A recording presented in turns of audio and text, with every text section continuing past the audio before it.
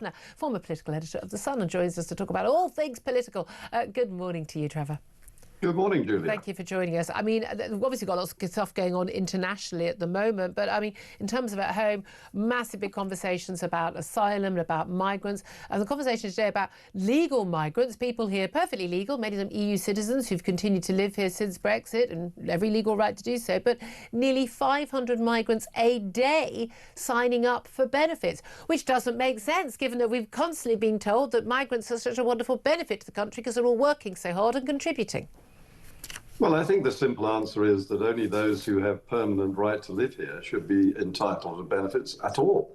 We're just too kind to people from the rest of the world, and that's why we've got an international health service and we've got an international welfare system. Yeah. And it's costing all the people who are, and perhaps some of them themselves are in need of welfare, a lot of money in tax to pay for it. Yeah, I mean, that's the thing. These are just such huge sums.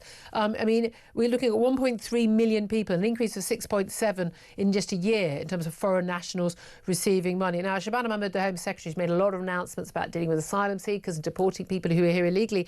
But she's also saying that migrants' right to settle in the UK will be dependent on not claiming benefits. So a new system of earned settlement and your right to indefinite leave to remain will depend on your ability to support yourself without claiming benefits, paying national insurance, having a clean criminal record, speaking English to a high standard and volunteering in the community and waiting 10 years instead of 5 years. I mean, that sounds all well and good. I think most of us are just amazed that it wasn't already a requirement.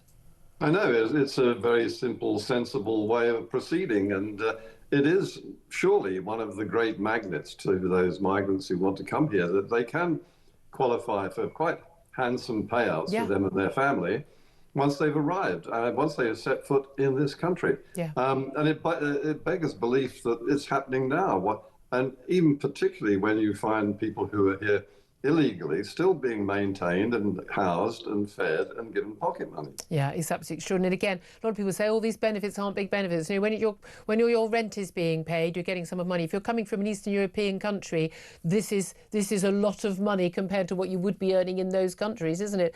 It's the first time I got to speak to you since we've had these big announcements from Shabana Mahmood on deportations and you know, reform, and the Tories saying, oh, you're copying what we want to do. And in fact, if we'd announced a lot of these measures, you know, you'd have decried us as racist. What do you make of what she's announced? And do you think that, A, she actually seriously believes what she wants to do and will actually achieve it? And will it actually make a difference? Well, I do think she believes it. It's very refreshing to hear someone from the Labour front benches actually enunciating such a policy. Yeah. Do I believe it? Well, I'll believe it when it happens. And that clue will emerge when the boats stop coming across the channel.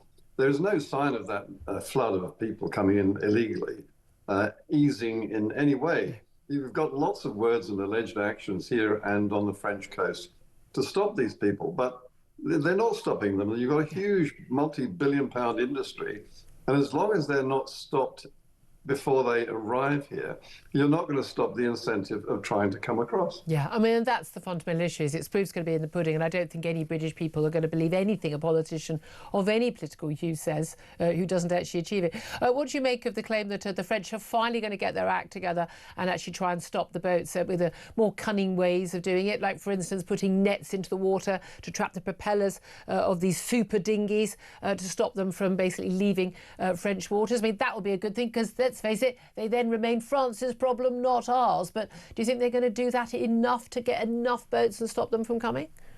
In a word, no. Yeah, we're paying them £500 million already to stand on the on the beach with their hands in their pockets when they could actually hop into the water and use those knives they've proved they can use and make them sinkable. Yeah. And there you have a very safe way of dealing with it, because it's in shallow water. There's no risk to life. It's a very simple operation. One quick thrust and that boat will not sail across the channel. Yeah, it's really if they did that on a regular basis, the traffic would cease immediately. Yeah, exactly. Everyone always seems to think, oh, it's an impossible issue. None of this is beyond the wit of man if there is the will to deal with it. Let's also talk about the budget. It was brought up by Kemi Badenoch at PMQs yesterday. Of course, it's less than a week to go now. And we've had, I mean, goodness me, I think I've had more briefings about the budget than I've had about a budget that's actually already happened, a point that Kemi Badenoch was making at PMQs. But she made the very interesting point yesterday, quoting Rachel Reeves at her last budget, although this one, let's face it, is going to be her last budget, the budget she delivered last autumn, where she said that freezing tax thresholds and continuing to do so, which the Tories had already pledged to do, would hurt working people. And yet that is something that everybody expects her to do next week. What do you make of that? Well, really a clear breach of what she said last year, admitting it would hurt working people. And let's face it, it is a breach of manifesto commitments not to raise taxes on working people.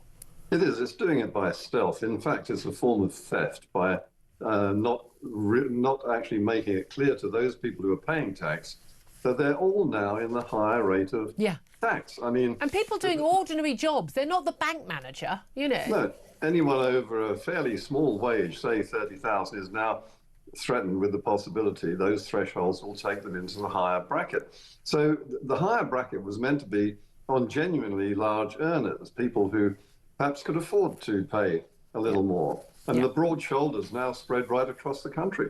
Yeah, I know. It is extraordinary how wide it is. And what do you make of where we are with Keir Starmer? Andy Burnham today, the Mayor of Greater Manchester, has in an interview, he doesn't have to go on radio today, but chose to, after Clive Lewis, a Labour MP, one would say a usual suspect lefty, said that he would be willing to, in theory, if the national executive body of the Labour Party would allow him to sort of basically hand his candidacy for his seat over to to Andy Burnham, he would give up his own seat to Andy Burnham. But Burnham has basically not ruled out a leadership challenge. We've got, Angela Rayner, former Deputy Prime Minister, on manoeuvres. The Health Secretary, Wes Streeting, lots of talk of the Home Secretary, Shabana Mahmood. I mean, you name it, everybody seems to think they've got their chances. Lucy Powell, the new Deputy Prime Minister, or new Deputy Leader at least. Do you think that Keir Starmer's job is safe till Christmas, till next May, until, well, the next election? Because no one seems to think that.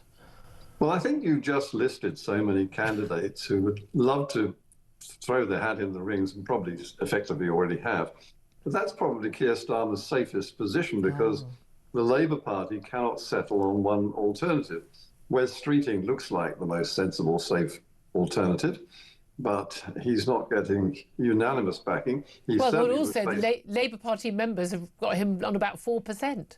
I know, and the horrible thought is that those same Labour Party members would go for Ed Miliband, who I think in terms of politics alone is lunatic. I mean, what he's doing is deindustrializing Britain with his energy policies and net zero. We're talking about that up next, indeed. I have to say, it would be, I mean, Britain would be completely collapsed in 2 weeks, but Trevor, it would be a really fun 2 weeks to watch.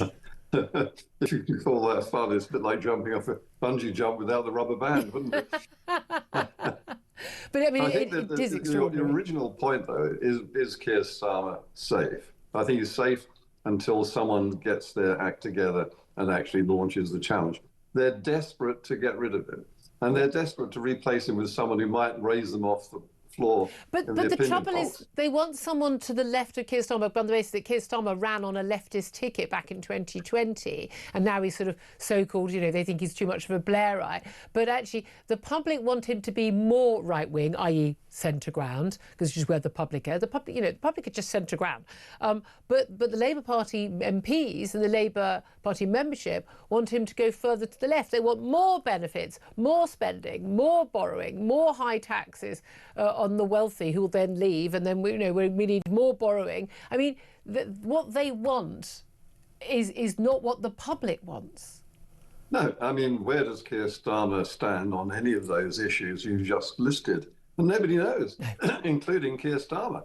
So the problem is that you have the general public, which is reflecting its view in those opinion polls, wanting action that Keir Starmer and the Labour Party simply will not take on the economy, on immigration, on law and order, you name it, on education, on almost everything. That's why they're flat on their backs in the opinion polls. in order to win themselves a chance of re-election, they have to do virtually a total somersault and start representing the voters who might then begin to turn to Labour. And they're not going to do it, no matter who takes over from Keir Starmer. Yeah. Can I just ask you finally about Keir Starmer, who's penned an open letter to his son to mark International Men's Day yesterday. Very private, you know, a letter to my son. Feels like only yesterday we brought you home and you've grown into a confident, kind person, wonderful young man. But it's talking about how it's not easy to grow up in this day and age, the pressures that young men are facing and questions about mental health, masculinity, social media and the like. I mean, is it a good idea for a Prime Minister to do that? I mean, he always talks about wanting his privacy. I'm a big fan of giving privacy to politicians' family members. I mean, I don't know why people feel the urge to bring their wife or their husband to work, you know, for party conferences and the like. But, I mean, is it a good idea for him to be, you know, putting his family in the front line like this? Well, you have to ask how his son feels about all this mawkish bulldust. I mean, the problem is that we don't know his son. He's kept very carefully, he kept all his family out of the limelight. We've never really seen a photograph of his son that I can remember. Which is good, I think, to protect him. Yes, but you can't have it both ways. Exactly. Either you keep them out of the limelight, or you don't write silly letters like this, which, you know, this really sums Keir Starmer up. He has a deaf ear. He's got a cloth ear towards his public image. He doesn't come across... The universal view of Keir Starmer is that he's a dull, plodding politician who, in fact, you put in politician in inverted commas. Yeah, he's an empty suit. He's an empty suit, Very exactly. expensive, donated empty suit from Lord Alley. Trevor Kavanagh, always so good to get your analysis. Former political editor of The Sun, thank you so much. Philip Ingram, would you like to respond to any of that? Very much not an empty suit. Yeah, there's so much in that. You know, Shabana Mahmood is making all the right noises at the moment, but I do remember she was the first signatory on a letter trying to stop the Tories from getting illegal migrants out on flights. So she's done 180 degrees and you know, seems to be living it. So whether she's going to be able to survive this or not, I don't know. Talking tough ain't going to work for people anymore. You've got to do it. And with Keir Starmer, his open letter to his son, as soon as you start bringing your children into this, that shows that he knows he's on his way out. Yeah. This is desperation. Yeah, absolutely. Just don't do it. Just don't do it. And it's cringeworthy when you see the video. It is quite cringe, it is really isn't it? cringeworthy.